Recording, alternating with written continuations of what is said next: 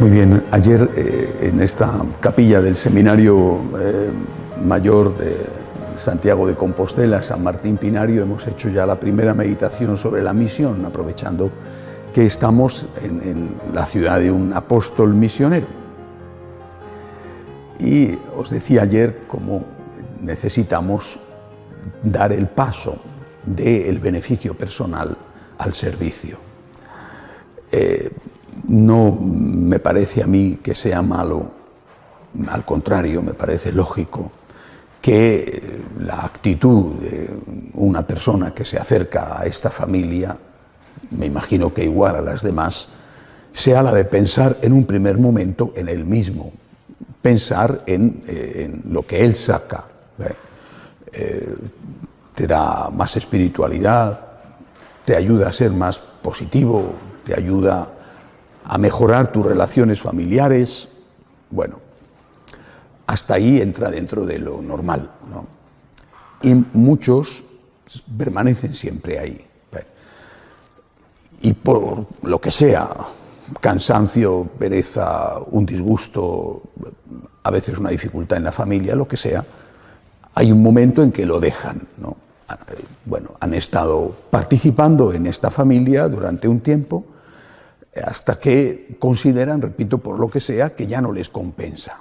Bueno, esto es algo que sucede, ¿no? No quiero juzgarlo ni criticarlo, simplemente constatar que es algo que sucede. Pero hay otras personas que dicen: yo recibo y yo también quiero dar, ¿no?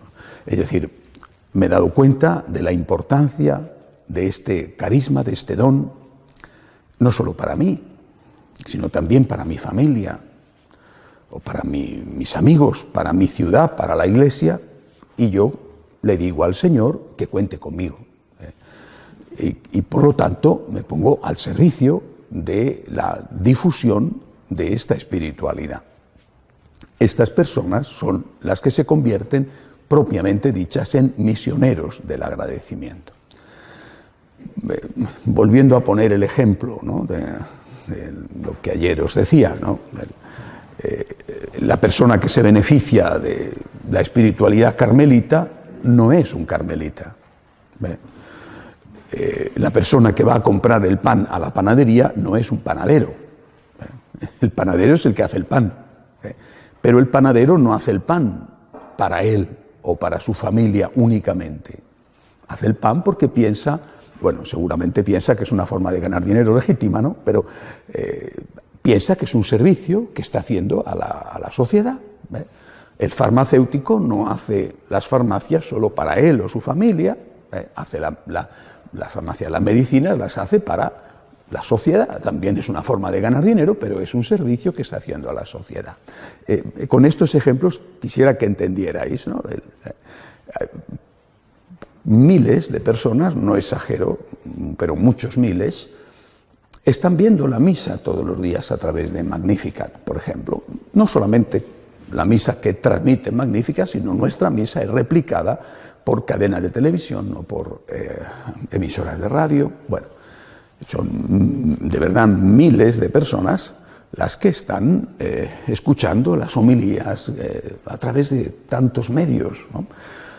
Anoche hablaba con un amigo mío que es un supernumerario del Opus Dei, y me decía cómo él está siguiendo paso a paso toda esta peregrinación. No tenía yo ni idea, le llamaba porque se encuentra enfermo, quería decirle que estoy a su lado, que hoy y mañana y en Fátima voy a rezar por él, y me dice: todos los días sigo la peregrinación de los franciscanos de María. Te quedas sorprendido. Dice: lo veo a través de YouTube. Yo ignoro cómo ya llegan las cosas a quién sabe la de sitios. Ese es nuestro objetivo. O sea, nuestro objetivo no es alimentarnos a nosotros mismos. Es lo que el Papa dice con un concepto a veces no fácil de entender: no podemos ser autorreferenciales. Nosotros hemos recibido un don para los demás. Tenemos una medicina para los demás. Tenemos una panadería para que coman los demás. Por lo tanto, nosotros tenemos que tener muy claro que aunque nos beneficiamos de la espiritualidad, y eso ha podido ser lo que nos ha traído aquí, pero aunque eso es así, estamos para los demás. Repito, la sociedad en general, difundir una visión positiva de la vida, vale para los ateos también. El agradecimiento no creo que sea una virtud exclusivamente católica, ¿no? Es una virtud humana. Después, para el servicio de la Iglesia católica, vivir la Eucaristía, imitar a la Virgen, bueno, aprender a amar al Señor como si fuera tu hijo, que es ese matiz específico nuestro, todas estas cosas. Bueno, y naturalmente vale para tu familia, claro, tus hijos, tus amigos, tu esposo, tu mujer, ¿no? En fin, vale para los tuyos y también vale para tu alma, ¿no? Pero esta es la dimensión que tiene el misionero, ¿eh? Mientras que el otro, bien porque, repito, ese señor o esa señora le gusta lo que hablo en una homilía o le gusta el comentario de actualidad sobre tal o cual problema de la Iglesia coyuntural, pero no va a ser nunca franciscano de María. No pasa nada, no pasa nada. Vendemos el pan para los demás, aunque también lo comemos nosotros, ¿eh? Ahora, hay alguien que tiene una vocación, ser panadero, ser químico o farmacéutico que elabora una fórmula magistral para quitar el dolor de cabeza o para curar tal enfermedad. Es decir, hay alguien que tiene la vocación de ser misionero, de estar para los demás. ¿Por qué tienes esa vocación? Primero, y en este orden es importante, porque Dios te la ha dado. Es decir, es una llamada de Dios. Dios te ha llamado. Dios te ha dado ese don. A tu lado hay otro, y cuando digo a tu lado, incluso es a tu lado físicamente, tu familia, que quizás sea mejor que tú, más piadoso o más, pero que sin embargo no tiene esa vocación. Le gusta, le parece bien, pero no se da cuenta de la importancia que tiene esto. Y repito, a lo mejor es mejor persona que tú, no lo sé, o no, tampoco es que, pero pudiera ser, ¿no? Pero no se da cuenta de la importancia que tiene esto para el conjunto de la Iglesia, de la sociedad, no se da cuenta, ¿no? A ti, en cambio, Dios te ha dado esta vocación, bueno, te ha dado esta visión de las cosas, es decir, caramba, estamos ante algo realmente importante. Enseñar a agradecer, enseñar a imitar a la Virgen María en el amor a Jesús, enseñar a la gente que Dios tiene derechos y por lo tanto defender los derechos de Dios, que es la base de los derechos humanos y sin lo cual la sociedad jamás podrá tener un equilibrio justo entre el concepto de derecho y el concepto de deber. Esto es importantísimo. Bueno, esa persona ha recibido un don, esa persona ha recibido una llamada del Señor, no solo para vivir él el agradecimiento, que repito, eso hay millones de personas, no exagero, sino para él convertirse en alguien que lo vive y ayuda a otros a vivirlo. Este es el concepto de misionero, alguien que quiere vivir esta espiritualidad y que ayuda a los demás, la medida de sus posibilidades, a vivirlo. Primera cuestión, es un don que Dios te da. Segunda cuestión, ¿a quién se lo da? O sea, no es una elección que tú haces.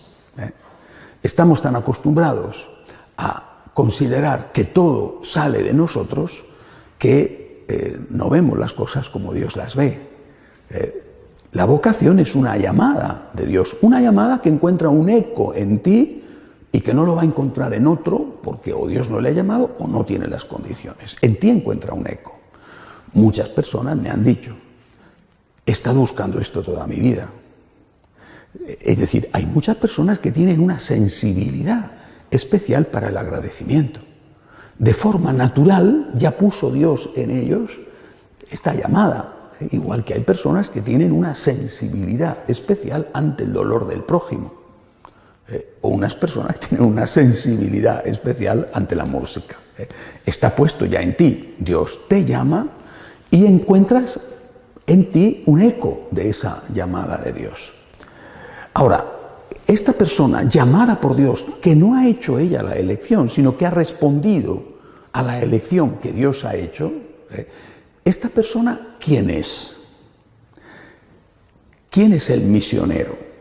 Dios le ha llamado, sí, pero ¿esta persona quién es? O dicho de otra manera, ¿qué condiciones tiene que tener? Por ejemplo, ¿puede ser un delincuente? No estoy diciendo si puede ser un pecador, porque a esta pregunta contesto absolutamente que sí. Si solamente pudieran ser misioneros del agradecimiento las personas que no han cometido jamás en su vida ningún pecado, salvo el pecado original del cual fueron limpios por el bautismo, realmente el Señor lo tendría difícil, porque somos pecadores todos, ¿no? Por tanto, eso no. Después veré a ver qué tipo de pecado se puede aceptar, pero de momento los pecadores son bienvenidos, no solo para vivir el agradecimiento, por supuesto, sino para ser misioneros del agradecimiento. ¿Puede ser un delincuente?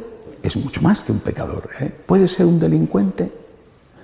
Pues claro que sí, ¿por qué no? ¿Era un delincuente, por ejemplo, Simón Iscariote, uno de los apóstoles? Sí, era un delincuente, tenía la sica, era un terrorista, Simón el Celote. Hasta cierto punto no sé si era entonces considerado delito la prostitución o simplemente un pecado de María Magdalena, ¿no? ¿Era un delincuente San Mateo? Sí, era un ladrón profesional, ¿no? Aunque lo camuflara, era un ladrón profesional. Si una persona conoce los franciscanos de María y quiere hacer la misión, se da cuenta de la importancia que tiene y está en la cárcel, un grupo de agradecimiento en la cárcel hay algunos. Son delincuentes. ¿Esa persona no puede ser un misionero del agradecimiento? Sí, ¿por qué no? ¿Cuál es la condición que tiene que tener un delincuente? No digo ya un pecador, que he empezado por lo más duro. ¿Cuál es la condición que tiene que tener? Que esté arrepentido. Esta es la condición. ¿Por qué digo esto? Porque yo noto muchas veces, pero no en todos, noto muchas veces un cierto puritanismo en algunos franciscanos de María, un cierto puritanismo que es soberbia. La persona no se da cuenta, pero lo es. De considerarse puro, de ahí viene la palabra puritano, y de considerarse superior, de ahí viene la soberbia. Yo soy puro y superior, porque yo no hago como este. Yo soy mejor que este, y este es, recordad la parábola del fariseo y del publicano. Este es, bueno, y no hay que olvidar la conclusión de la parábola. El Señor dice, el publicano salió de allí justificado y el fariseo no. Siempre hay que tener mucho cuidado con esto. Es decir, si yo me encuentro con un delincuente arrepentido, ¿puede ser una persona que agradezca a Dios? Seguro que sí. ¿Y puede ser una persona que enseña a otros, por ejemplo, en la cárcel donde está pagando sus delitos, a agradecer a Dios? Pues seguro que sí. Tenemos casos, no voy a citarlos, pero seguro que alguno de los que dentro de un día o dos me oirán, sabrán a quién me estoy refiriendo, porque hay algunos casos de personas que están en la cárcel o en prisión domiciliaria, por ejemplo, un caso concreto, por un delito considerado de tipo político. Usted saber, yo no voy a entrar a juzgar si el régimen que le condenó era más culpable que el régimen condenado. Bueno, y son varios casos, tanto en Venezuela como en otros países, ¿no? Esta persona suponte que es un delincuente. Esta persona arrepentida, ¿no puede convertirse en un misionero del agradecimiento? Sí. La condición es que esté arrepentida. Y eso vale para todo. Y ahora vamos a los que no somos delincuentes. Bueno, a menos grandes delincuentes. Bueno, porque una infracción de tráfico seguro que todos hemos cometido. A menos yo. Bueno, pecadores. Los pecadores pueden ser agradecidos. Dice, vamos, si los pecadores no pudieran ser agradecidos, ¿quién sería agradecido? Mi primera experiencia de agradecimiento la hice siendo muy joven, en la medida en que tuve conciencia de quién era yo. Por eso San Agustín decía, Señor, que yo me conozca y que yo te conozca. cuando yo me conozco, me doy cuenta de quién soy. Y entonces cuando entiendo la grandeza de tu amor, porque entiendo que no lo merezco. Mientras que si yo no me conozco y pienso que soy Mr. Maravilla, entonces no valoro tu amor porque pienso que me lo merezco. Bueno, es lógico que Dios me quiera, valgo tanto, ¿no? No voy a contaros el famoso chiste del argentino que le dice a su padre, porque hay argentinos aquí, sí que no lo cuento, ¿no? El que le dice a su padre que cuando sea mayor quisiera ser como él, ¿no? Bueno, quizás se pueda decir de otros que no son argentinos también, pero en todo caso, si uno piensa que es súper maravilloso, extraordinario y todos los días se mira en el espejo y dice realmente, aunque no diga, che, cuánto valgo, pero realmente, ¿no?, valgo mucho, ¿no? Esa persona nunca se da cuenta de la grandeza del amor de Dios por él. O sea, cuando tú te conoces, dices, yo no merezco este amor, no lo merezco. Y es cuando empiezas a agradecer. Yo no merezco que Dios me quiera tanto. Por eso, y os lo he dicho más de una vez, el agradecimiento nace de la humildad. La persona que no es humilde no puede ser agradecida porque no entiende cuánto ha hecho Dios por él sin merecerlo él. Esa persona, por lo tanto, que es un pecador y que es consciente de que es un pecador, esa persona, lo normal, por lo menos si está aquí, ¿verdad?, es que dé el paso al agradecimiento y después que dé el paso al servicio, al agradecimiento. Pero vale todo pecador, es decir, todo pecador es bienvenido. Digo, sí, siempre con la misma condición que ha hablado el delincuente, que esté arrepentido, ¿no? Es nada más. O sea, que esté arrepentido no significa ni siquiera que haya logrado superar su pecado, sino que quiera superar su pecado, y que luche por superar su pecado. O sea, el que no puede estar es aquel que se instala en su pecado, y que no quiere cambiar, no quiere mejorar, no quiere convertirse, no quiere hacer el esfuerzo, aunque sea con muy pocos frutos, por ser diferente, por avanzar, ¿no? El que se instala en su pecado, ese es el único que no puede, el que se justifica. Por eso es tan delicada la situación actual con el concepto de misericordia, ¿verdad? Es decir, misericordia sí, siempre, pero misericordia unida por parte de la persona que recibe la misericordia al esfuerzo, aunque tengas caídas, por mejorar. Si no, la misericordia se convierte en tolerancia, se convierte en complacencia ante el pecado. Y la misericordia no puede ser nunca complacencia, ni tolerancia, ni apoyo al pecado. Por lo tanto, ¿quién es el que vale no solo para el agradecimiento, sino para la misión del agradecimiento? Vale el delincuente, vale el pecador y, por supuesto, vale el bueno. Yo creo que todos somos pecadores, lo digo sinceramente. Lo que pasa es que algunos no se han enterado todavía, pero más pronto o más tarde se dan cuenta, ¿no? Pero vale el pecador, con tal de que quiera luchar contra su pecado. ¿Hay algún tipo de pecado que es especialmente pernicioso para el agradecimiento o para la presencia en esta familia? Por lo tanto, quien comete ese pecado tendría que hacer un esfuerzo mayor para estar aquí. Yo creo que sí que hay algún tipo de pecado especialmente dañino y que dificultaría más que los otros la pertenencia a esta familia y la colaboración en la misión. No digo que lo excluye, pero digo que lo dificulta. Cuando nosotros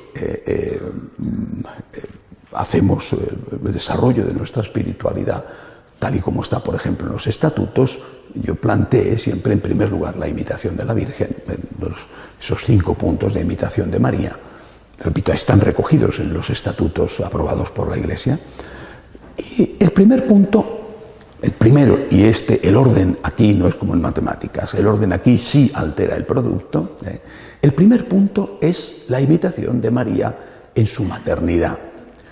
La imitación de María en su maternidad es difícil de conseguir porque ella es única y irrepetible, bueno, pero solo se puede conseguir desde la perspectiva espiritual. Y es decir, desde la unidad, donde 2 o más están unidos en mi nombre, yo estoy presente en medio de ellos. Es decir, para nosotros el peor de los pecados es el pecado que rompe la unidad. El pecado que genera la tensión, la división entre nosotros. Ese pecado hace que perdamos la confianza.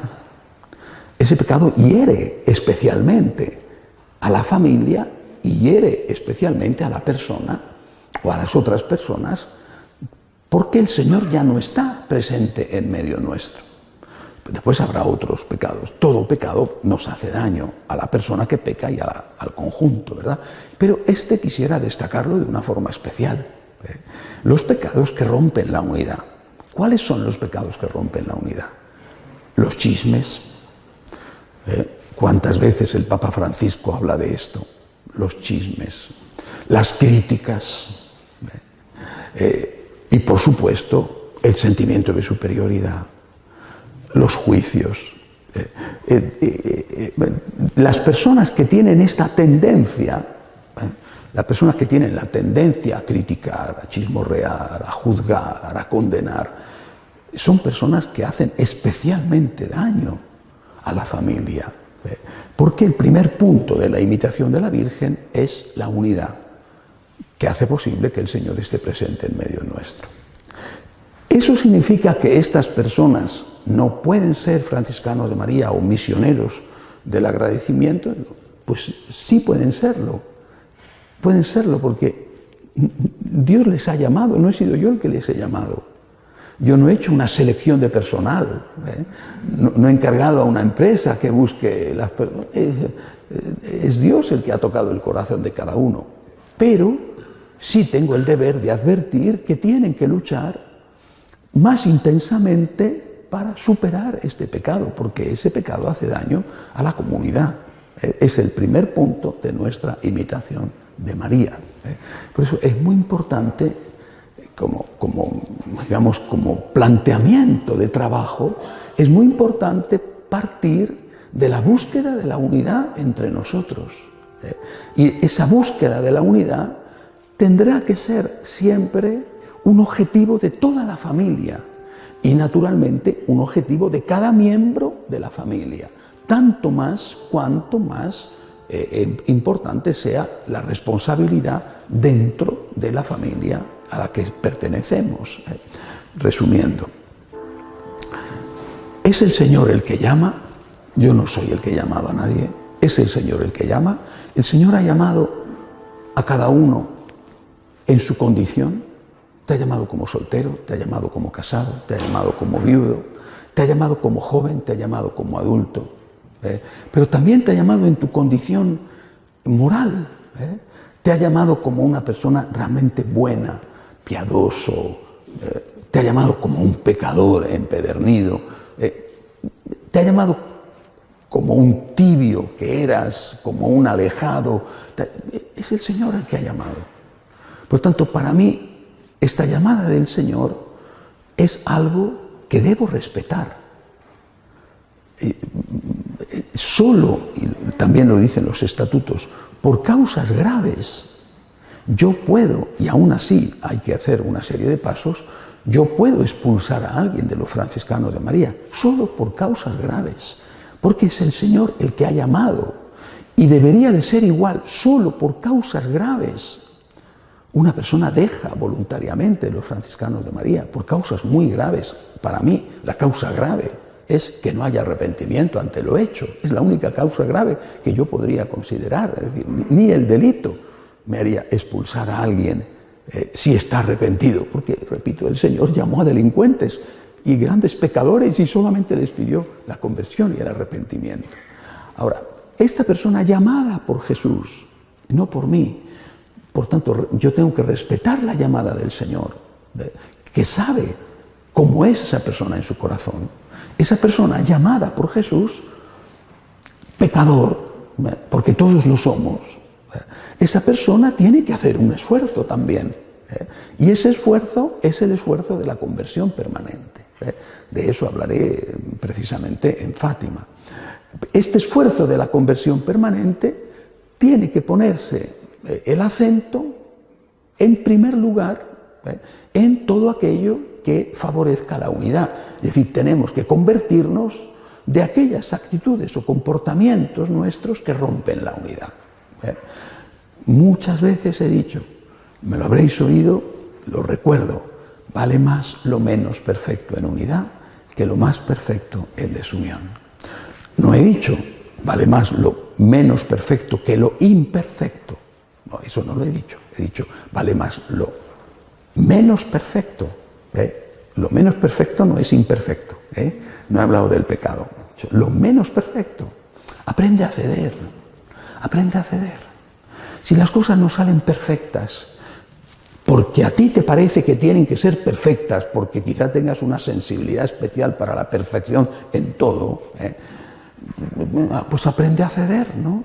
Porque es mucho mejor que se hagan sin tensiones, sin problemas, sin nervios, que a que se hagan perfectas, pero a base de gritos o de dificultades, ¿no?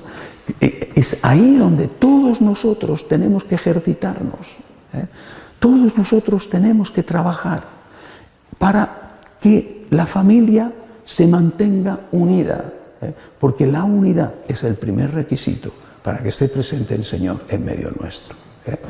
Trabajemos todos por la unidad, intentemos quitar aquellas cosas que perjudican a la unidad, que perjudican a la presencia del Señor en medio nuestro, repito, los chismes, las críticas, las divisiones entre nosotros, ¿no? Esta unidad fundamental para el desarrollo de la misión, y por lo tanto hay que entenderlo, como os decía ayer, como el precio que yo quiero pagar. Tenemos la panadería, si estamos peleándonos los panaderos, pues, no producimos pan, se nos va la energía, las ganas de trabajar.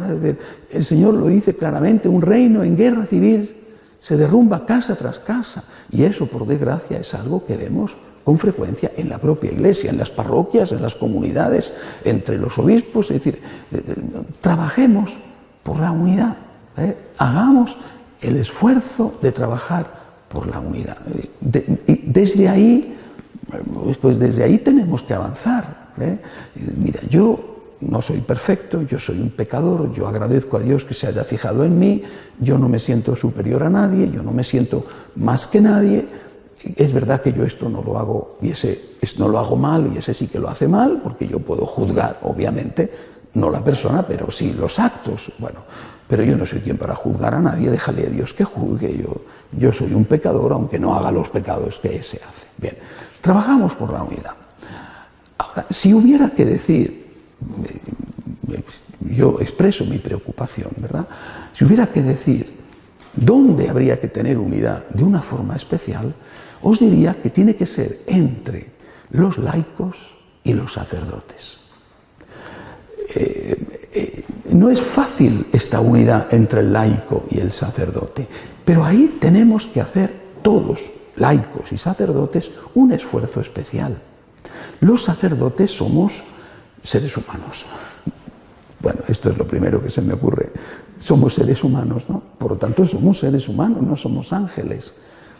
Pero los sacerdotes hemos sido llamados por Dios, que, por supuesto, nos conoce y sabe de lo que somos capaces, para bien y para mal.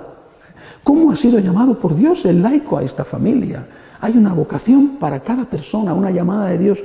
Por eso he dicho, yo respeto cada llamada, yo no he sido el que he elegido a nadie.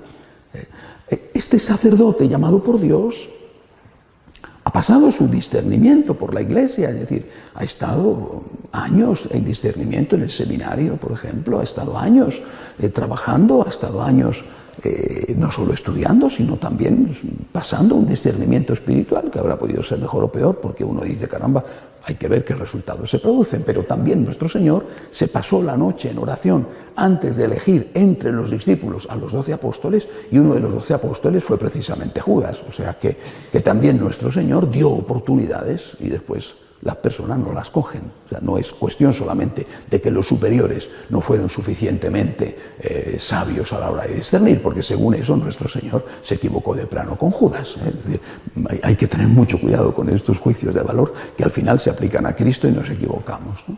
El sacerdote es un ser humano, llamado por Dios. Pero es que además Y yo creo que eso tendríais que entenderlo vosotros especialmente. Además, el sacerdote es enormemente frágil. Desde el punto de vista afectivo, somos muy frágiles en este contexto y en este tipo de sociedad. Somos muy frágiles. Vosotros que estáis casados, bueno, a veces bien casados, otras veces regular, otras veces mal. Bueno, esto ya se casaron enamorados, da de sí lo que da de sí. Bueno, tenéis suegras, en fin, que es una ventaja. Que nosotros tenemos obispo, pero no tenemos suegra. Es decir, cada cosa tiene lo suyo, Pero yo considero que, como dice el refrán, de la mula y del superior, cuanto más lejos mejor. Con lo cual, me parece a mí que la cercanía de la suegra es peor que la cercanía del obispo, pero cada uno tiene lo suyo.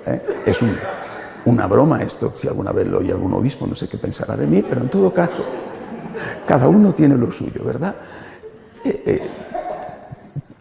Pero nosotros no tenemos una persona a la cual abrazar, a la cual experimentar cariño, afecto, en un tipo de sociedad como esta, profundamente erotizada, donde para venderte una pasta dentrífica tienen que usar algún signo erótico, no digamos ya para vender un automóvil, basta con ir a cualquier taller donde reparan coches, los calendarios que hay. Es un tipo de sociedad que no entiende la castidad, no la entiende y se burla de ella. Esto nos hace especialmente frágiles a los sacerdotes. No sé si lo entendéis, pero os aseguro que es para nosotros muy difícil. No tenemos hijos, eso es una ventaja a veces, ¿no? Cuando tiene la adolescencia, seguramente alguno quisiera no tenerlos, pero en todo caso, veremos la parte positiva, ¿no? Es decir, el sacerdote es muy frágil, mucho más frágil de lo que os podáis imaginar, sobre todo por la soledad. Incluso nosotros, los que vivimos en comunidad, también tenemos esta. Sufrimos una cantidad enorme de tensiones, fruto de nuestro trabajo, a veces de amenazas, ¿no? El padre Benjamín amenazado de muerte, por ejemplo, allí en Palina, amenazado de muerte, ¿no? Que no es una broma en un país donde él mismo me dice que ha confesado a los que matan, a los sicarios, que vale la vida de una persona, está tarifada, y no llega a $8 matar a alguien. Es decir, no es una broma nuestra vida. Cualquiera te puede insultar impunemente, te puede insultar de forma pública, te puede insultar de forma privada, te puede insultar a través de Facebook, a través de los medios de comunicación, y todo es gratis, total, no pasa nada, ¿no? Es decir, hoy el sacerdote es más que nunca un instrumento muy frágil, ¿no? Tenéis que cuidarlo. Es decir, la familia del agradecimiento, que tiene esta bellísima misión de defender los derechos de Dios, de enseñar a amar como María. Esta familia del agradecimiento está formada por laicos y sacerdotes. Así están los estatutos. Y son los laicos los que tienen que convertirse en el escudo protector de sus sacerdotes, que tienen que ser su principal tesoro. Y lo mismo digo de las religiosas. Es decir, los consagrados son el tesoro, porque sin este corazón que bombea la espiritualidad no puede funcionar nada. Pero a la vez ese sacerdote es un ser humano, o sea, no es perfecto, porque claro, custodiar a Jesucristo nuestro Señor o custodiar a la Santísima Virgen, bueno, qué bien, ¿no? Es fácil, ¿verdad? Sí, pero no tienes que custodiar a Jesucristo nuestro Señor, también, pero tienes que custodiar a un ser humano que tiene defectos, que tiene malos días, que tiene un montón de tensiones, que de repente está saturado y una gota de agua le hace estallar. ¿A dónde vamos entonces? Si esa unidad fundamental entre nosotros se rompe precisamente en la relación entre el sacerdote y el laico o los laicos. No vamos a ninguna parte, ¿no? Es decir, cuando yo me encuentro con sacerdotes que dicen no quiero ir a celebrar misa a este grupo de laicos, ¿qué hago yo? ¿Qué tengo que hacer? No quiero ir a celebrar misa a este grupo de laicos porque me he sentido maltratado, porque me han insultado. ¿Qué tengo que hacer? Tenemos un problema, y es un problema grave. podría poner muchos ejemplos de varios países. Esto es un problema, ¿no? Si yo digo, voy a celebrar la Semana Santa a tal sitio, y me dicen, no, porque la Semana Santa nos vamos a ir con los niños, nos vamos a ir con la familia, pero tú te das cuenta que le estás diciendo al sacerdote que no venga, y después me dicen, de ese país en concreto, hace 5 años que usted no viene ahí. Sí, claro, hace 5 años, porque cuando yo dije que iba a ir me dijeron, no, porque nosotros ahora tenemos... El fondo de la cuestión es siempre el mismo, ¿no? No entendemos lo que es el sacerdote, ¿no? Es un tesoro el sacerdote. Y quizá hasta que no se pierde el sacerdote, hasta que no hay nadie para confesar, hasta que no hay nadie para que te celebre la misa, no se va a valorar la importancia que tiene. Repito, y no estoy hablando del sacerdote perfecto, del ángel sacerdotal que no existe. Estoy diciendo que ese sacerdote, ser humano, pecador, frágil, con sus malos días, o a veces los malos días son malos años, bueno, a pesar de eso es un sacerdote. Y que tú tampoco eres un ángel, vamos. O sea, que tampoco es que tú, como decimos en España, tú, es tan bueno que en vez de hacer pis, hace agua bendita. Pues tampoco tú eres así, ¿eh? O sea, que todos tenemos lo nuestro, ¿no? Por tanto, a la hora de hablar de la unidad, tengo que insistir especialmente en aquellos pecados, los cuales necesitamos convertirnos, en aquellos pecados que rompen la unidad entre el sacerdote y el laico o los laicos, porque eso nos hace muchísimo daño a la misión que tenemos que tener. Estamos aquí por el Señor, no lo olvidéis, y estamos aquí para llevar adelante una tarea. Esa tarea es la que consideramos fundamental, y es a eso a lo que el Señor nos ha llamado. Desde ahí, desde el cumplimiento de esa misión, que consideramos fundamental e importantísima, desde ahí decimos, yo tengo que pagar el precio. ¿El precio cuál es? Pues el precio del sacerdote será intentar ser más santo, intentar tener más paciencia, intentar ser mejor, ¿no? Y el precio del laico tendrá que ser no chismorrear, no criticar, ¿no? Y también aguantar a sus sacerdotes, porque más vale que haya, aunque sean imperfectos, ¿verdad?, que no que se quede sin ninguno. También me doy cuenta, por otro lado, de que dentro de la falta de formación, que no es culpa vuestra, o por lo menos no es en primer lugar culpa vuestra, está el no saber cuál es la misión del sacerdote. Los últimos ejercicios espirituales que he dado a sacerdotes, 4 de los temas que he planteado es eso, porque ahí está el propio sacerdote, está olvidando cuál es su misión, lo que se llama en teología el munus sacerdotal, la misión de santificar, cómo tenemos que santificar al pueblo, por ejemplo, cómo tenemos que santificar a través de la liturgia, de los sacramentos, la misión de enseñar, cómo tenemos que enseñar al pueblo, cuál tiene que ser el contenido de la enseñanza, y la misión de gobernar. Es una misión esencial del sacerdote. Esto, en un contexto de democratización, se pierde. Y al final tratas al cura como si fuera uno más. Hay muchos países donde esto es así ya. Por ejemplo, en Alemania o en Suiza, ¿no?, donde el consejo pastoral se convierte no en un consejo, sino en un órgano de gobierno, en una dictadura, ¿no? Aquí por voto se decide. ¿Y cuál es la misión del sacerdote? Si la misión del sacerdote no es ninguna, los chicos no quieren hacerse sacerdotes, eso es sencillamente lo que sucede. Es decir, en este contexto delicado, difícil que vivimos, nosotros como familia que trabajamos por la unidad entre todos nosotros, y de una forma especial trabajamos por la unidad entre los sacerdotes, entre los religiosos, las religiosas y entre los laicos. Tenemos una tarea que cumplir, no se puede cumplir si no es a partir de la unidad. Y ahí habrá que tolerarnos, ayudarnos, es decir, cuidad a los sacerdotes en el sitio donde los tengáis, los sacerdotes que viven en comunidad, los sacerdotes que son diocesanos, pero son franciscanos de María, porque son un tesoro. Y si un día dicen, me voy, ¿quién sale perdiendo? porque el sacerdote se irá a otro sitio, pero el laico se queda sin sacerdote. Última cosa, algo que seguramente no sabéis, que debéis de saberlo. La Iglesia establece que mientras vive el fundador, todas las personas que forman parte de la institución son consideradas, así lo considera la Iglesia, oficialmente, son consideradas cofundadores. Así lo establece la Iglesia. Bueno, somos muchos, sois muchos los cofundadores. Sí, es verdad, es verdad. Pero dentro de, si Dios quiere que nuestra misión del agradecimiento sobreviva, ¿verdad? Dentro de 50 años, por ejemplo, yo no estaré, gracias a Dios, por otro lado, porque no habría quien me aguantara, ¿no? Pero dentro de 50 años yo no estaré, pero muchos de vosotros estaréis. Muchos.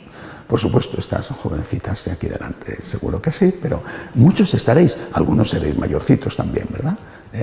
Y muchos podréis decir a otros en vuestros países: yo estuve en aquella peregrinación de los 10 años. O yo fui a Tierra Santa. ¿Veis este vídeo? Que quién sabe si no se habrá borrado. Yo estuve allí, ¿no? Y del mismo modo que en la historia de la Iglesia hay los testigos de la resurrección, que no fueron solo los apóstoles. El Evangelio dice que se apareció a muchos, por supuesto a las mujeres, María Magdalena, las otras. Pero ellos eran al final un número reducido. Y ellos cuentan. Y después, por lo tanto, viene esa segunda generación que ya no ve a Jesús resucitado, San Pablo, por ejemplo. Y después viene la tercera generación, que es la que se llama de los varones apostólicos. Y después viene la cuarta generación, que es aquellos que han recibido directamente el mensaje de los que han recibido directamente el mensaje de los apóstoles. Y así vamos pasando del mismo modo vosotros.